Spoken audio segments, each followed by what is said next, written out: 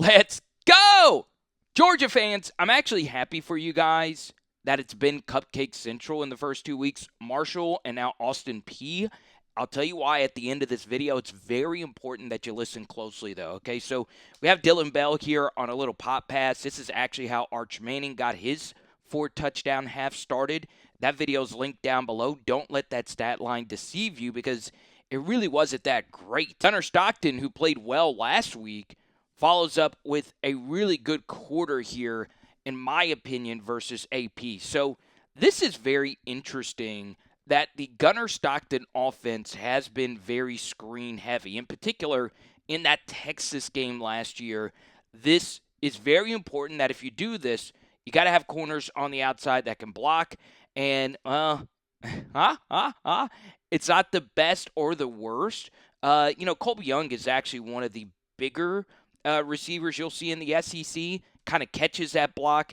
DB did have a head of steam, but man, still 11, the true freshman. What's his name, y'all? I'm forgetting. Please comment below. One of my favorite things about Stockton is how difficult he is to bring down. So a lot of teams have moved to this type of pass protection where you're showing a typical run block where an offensive lineman pulls around, but you're actually throwing it. Okay, so this is interesting, this little wheel out and up. So you have a vertical here, you have the wheel from the tight end, the out and up, and then you have someone in the flat. And the problem is protection breaks down up the middle, and Gunner Stockton, 2 hands on the ball. That's what I really love about this. 2 hands on the ball while evading this pressure, just steps up in a tiny sliver of space. And one thing I like about Gunner as a runner is he gets vertical quick, plant and go. And, man, it's really, really, really elite quarterback play, for being honest. And Gunner Stockton saves a disastrous play and ends up picking up a nice gain on first. Now, we got to have an uncomfortable conversation here about Nate Frazier. Man, this has been a problem, ball handling. And no, you juveniles, that is not a pause moment. You dirty minds out there. The truth is, this play is blocked really well on the second and short. You have some defensive linemen over penetrating. We just want to wash them up the field. We get a decent second-level block right there from the center, and Nate Frazier makes him miss, and you can see that ball's a little loose. And guess what? Austin Peay makes a really nice fumble recovery. So 239 rush yards last week for Georgia. You know they want to run the football. And Kirby's going to be really happy, even though level of competition is a thing, that Georgia's run game has been good. So they take Nate Frazier out of the game, and you get some really tough running right up the gut. 2 broken tackles. Are you freaking kidding me? And you get a nice gain here on first. Now, obviously, you get a good run from Chauncey Bowens, and now you're playing screen game. Okay, this could just be an RPO where Gunner's just counting numbers, and guess what? He counts correct. All right, call him Count Dracula. A 1 and a 2. It's not a good Sesame Street Dracula. Either way, Colby Young gets a touch, and he's able to fall forward for some nice yards. Look at Oscar Delp pushing him forward. Colby showing off like his old Miami days. And now let's just do the same thing with Zachariah Branch, the USC transfer, who so far has shown some real potency with the football in his hands. And we'll see if he can actually do that versus P4 competition. Georgia's just going to keep playing screen game. This is what LSU did last week to beat Clemson. So this will be the biggest benefit of playing Cupcake Central. This Georgia offensive line has had issues. Now, on this play in particular, this is a longer developing play. You could see the right tackle here begin to get beat. That's number 64, Jazeer Jackson, a sophomore from Cali. And Gunner Stockton has to get off his landmark, and eventually he scrambles out of bounds. Oh, can you bring me some ribbies too? I just might. Okay, Dokie, you want a whole slab or a half a slab? You surprised me. How about that? Taylon Green actually has this problem that Gunner has because they're both such fantastic, slippery runners. Now, Taylon, of course, is a little bit more long and athletic, but Gunner Stockton, plenty athletic in his own right. They do, however, if you are so used to converting a lot of yards with your legs, you never really reset your feet, right? Because we reset right here, boom. We have Oscar Delp running for a massive gain. Now, once again, this is easier from where I sit because there are defenders Oscar is running into. But if we could just sidestep this and find Oscar right here, maybe I'm wrong on it. You guys let me know down below. And, of course, Gunner Stockton avoids the disaster play and just goes out of bounds. If there was one big positive in this first quarter, all of Georgia's key receivers going into next year, or this year, excuse me, all caught passes, right? Just simple pitch and catch stuff. This time it's Noah Thomas, who I do think will eventually emerge as the alpha. So Bell gets a touch, Branch gets a touch, Colby Young gets a touch, Oprah gets a touch, you get a touch, I get a touch. Alrighty, Georgia fans, I'm ready to share my hottest offensive take after watching this unit and all the transfers over the past couple of weeks. But you got to pay. My dog's got some new vet bills coming in, so I have a new membership program, some bonus film studies for all you dog fans. Just hit that subscribe plus or join button. It goes a long way. And, man, Oscar Delp, this is some really, really good blocking here on the backside. And Dwight Phillips Jr., look at the giddy up right here versus a single-digit number. Just leaves him in the dust, almost completely turns the corner here. You love to see it. But yeah, go on ahead, check out that membership film study. Let's go. So Georgia eventually pounded it in with Bowens, and man, you get to Nate Frazier. It was interesting. He caught 120-plus yard reception. That was in the first game versus Clemson. The rest of the year, obviously caught a few passes, really wasn't a piece of his game. He catches one in the flat after his first action after the fumble. Really good stuff. There was another catch and run by Nate Frazier, and now we get back to the true freshman. I want to thank everyone in the comment section letting me know that his name is Talon Taylor, the pride of Geneva. Look at that. Play action fake. And one thing I'm a little shocked, and, you know, the most famous example of this are the national championship games with Jeremiah Smith and Devonta Smith, where you fake like you're jet motioning across here, but you actually do a return motion. So you stop, and you see these DBs are thinking that this receiver is just gone out of this fit, and now he's just turning upfield. And guess what? This vertical is carrying the corner and the safety, and that is just an easy reception right there. Really, really, really good stuff right there from Mike Bobo. A perfect throw from Gunner Stockton, and that's a free 20 yards. So a guy by the name of Scovey White Helton caught a screen, and it set up this 3rd and 4. You go, Scovey. I'm cheering for you. You got the best name on this team. Or do you? Because Cash Jones is an absolute beast. Now, this is the problem when you play weaker competition. Not only are you going up against inferior opponents, you might also be going up against inferior coaching. So it's 3rd and 4. You're already down 7.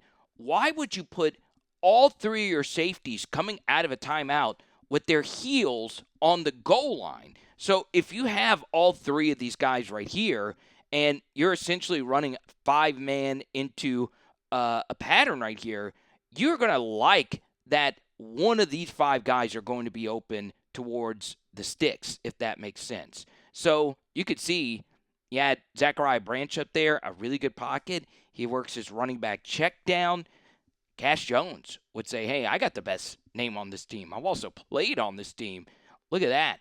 Really good stuff. This is obviously good for Nate Frazier's confidence. He's able to eventually pound this bad boy on in. Really, really, really good stuff. Are you outside with the ribs? Yes, I am. All right, here I come. We'll be right back, guys. Yeah, so I am not showing this. Well, we'll show you this rack of ribs. Y'all let me know if y'all think these are good. I haven't tried them yet. Because I'm all about the film, baby. Either way, Gunner Stockton on the play before this took a huge shot. Georgia has a lot of backups in at the offensive line position, but this should have been a clean run-through, but the right guard gets ragdolled, two-gapped, if you will, and the DT is able to trip up Nate Frazier to mitigate the damage there. Instead of that being a 3rd and short or even a 1st down, guess what? It's 3rd and a passing down here. Now, you could still run on 3rd and 5 and pick this up, but watch what Austin Peay decides to do. And this is something that you could see from Tim Banks. They get very exotic. So you're thinking versus this 5-man front that the 5 players who would be blitzing are actually these 5 players. But no, it's actually 1, 2, 3, 4, 5, a nickel corner blitz. Steve Spagnuolo is the absolute best at this. So these two are replacing each other, and actually the right side end also drops out, and Georgia actually picks it up well. It's just the route concepts that Georgia is running versus this are absolutely dominated. So you could see that number 1 right here, Zachariah Branch is running an in-breaker. That's covered, okay? These 2 routes are poorly spaced, if you ask me, and obviously they were spooked by the defensive end backing out, so there's nothing open over here either, okay? Now, is that open? I would need the end zone copy of that. I doubt it with the DB right here. And now we could go to the bottom of the screen. This receiver is actually double covered. So there is absolutely nothing open. This is a perfect defensive call. Now we need Gunner Stockton to do something here on the scramble drill. And now he's running against his body. Could he have fit that in? I don't know. I would need a bigger copy. But Gunner Stockton decides to play it safe and tries to turn the corner, and he can't. So you get a few extra good runs from 33 and 20. Here's the problem when you run screens nonstop, right?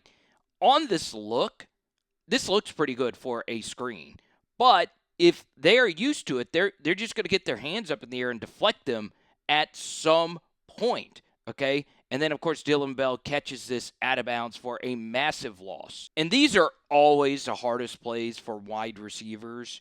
When a linebacker runs full speed downhill for the screen, and you got to make a business decision. So right here, Bell knows that he's got to make this block. If he doesn't make this block, this play is just dead. And guess what? He doesn't make this block. Once again, there's a downside when you keep running screen after screen after screen. Get to another 2-minute drill. We start off with a really good piece of quarterbacking right here by Gunner Stockton. You still have a timeout. And if you see a rush 3, drop 8, oftentimes the best thing to do is just dump it down to the running back, especially if they're dropping this deep. And you have the pass-catching specialist, Cash Jones here. That's a nasty move, Cash. No change left behind, baby. Oh, Cash Jones! Are you freaking kidding me? Picks up a really nice gain here. Good and bad right here by Gunner Stockton.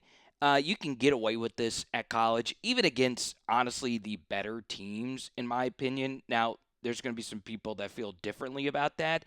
You could see he liked this out, and he wanted to rip it with anticipation, but then Gunner actually waits for it to be wide open, okay? And Gunner fires this thing in. Colby Young has to wait for it, and he's able to make the catch and go out of bounds. Austin Peay stays in quarters. If they're playing quarters, guess what? You should play pitch and catch to the boundary on simple outs, okay? And this time, Gunner actually throws this with a little bit more anticipation, okay? There was a little bit of a hitch, but look at when he's ripping it. That's good stuff. And you play pitch and catch, and guess what? You're knocking on heaven's door yet again. 3rd and 3. So Georgia has to call a timeout. They tried to run with Cash Jones, and the safety for Austin Peay made a really good play on it. And now this is really good quarterbacking by Stockton, okay? Obviously, this DB is playing way too far back. Cross-field throw from the opposite hash. He does get it there. Could have been ripped sooner, sure.